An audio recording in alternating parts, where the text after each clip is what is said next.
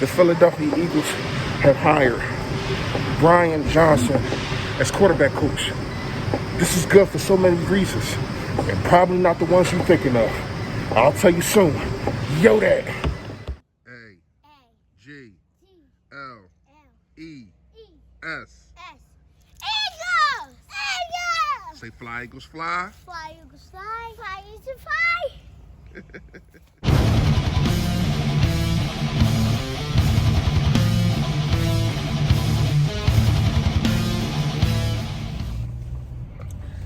Yo, that, man. You know who it is. You know what it is. Your boy, Philly Fresh, a.k.a. The General. Listen, if you haven't done it, please make sure you hit that sub button right down there, man. I appreciate it, man. It's also a little bell and a share button. Sharing is caring. Do not be stingy with this flavor. And also, make sure you hit that like. I appreciate it, man. Listen. So, the Eagles hired themselves a quarterback coach. And I like this on a lot of stages. And, you know, I really don't get into it as much, you know, with the race thing and all that. But it is real out here. And I didn't want this organization to make it look like we was being racist or whatever the case may be. And I say we because I am a fan. You know what I mean? I didn't want to make it seem like because not hiring Eric Bieniemy, with Deuce leaving, and with also the cornerback coach. I think there was the only two coaches that of color that we had. You know what I mean? So bringing in Brian Johnson is big. It's big on that platform than me, because I'm not saying you need a black man on your roster, but it does ease some minds, especially in that locker room, which is probably 75% black. You know what I mean? So you have to make sure that you got that guy. And for him to be a quarterback coach, that's different to me. And I like it. So another reason why I do like it, he is a guy that has, I ain't gonna say developed, because it's kind of hard for you to tell who developed who, but he has been a guy that worked with multiple quarterbacks.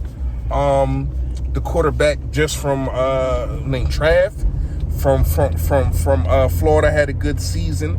He has worked with yes. He has worked with Dak Prescott over there when he was over there in college over there at Mississippi.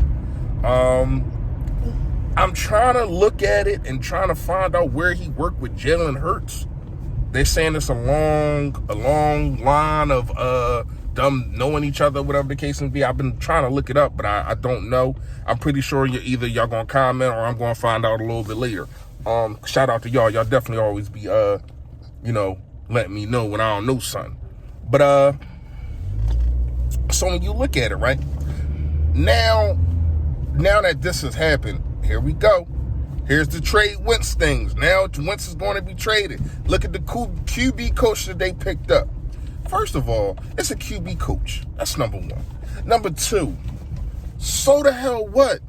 They don't make the decision. The QB coach does not make the decision on who's going to play.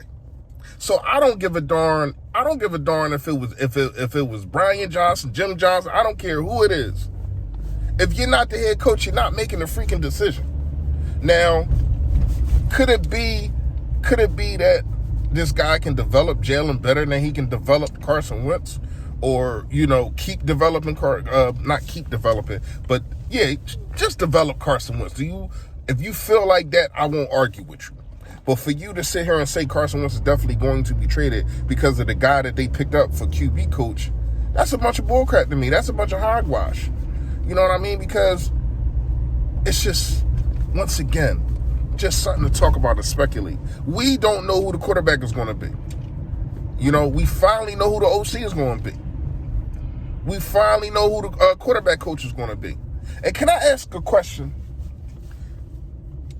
It's been about 5 days, something like that. Correct me if I'm wrong. It's been about 4 or 5 days since Mr. Nick Sirianni has been hired.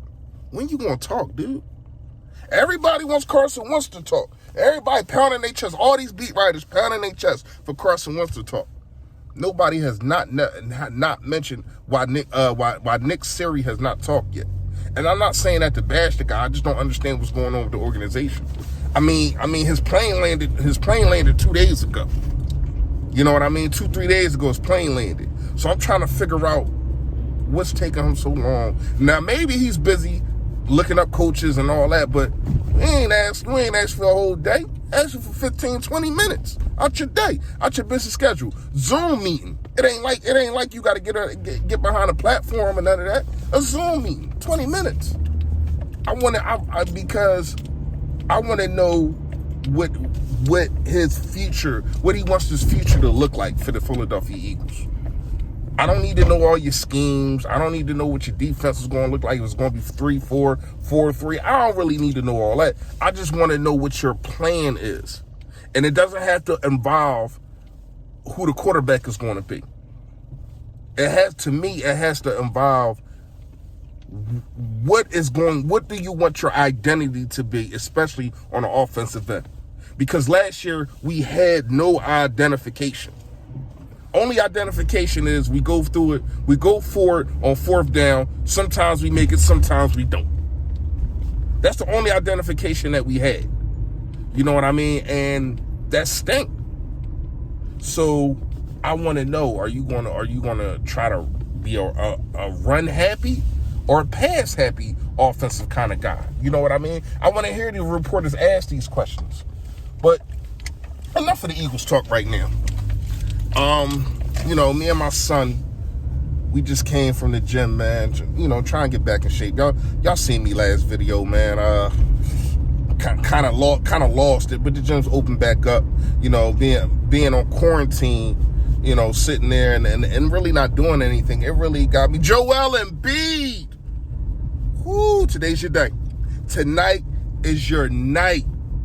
Listen, you wanna go down and be talked about as MVP of the 2021-2022 NBA season. Tonight is your night to start.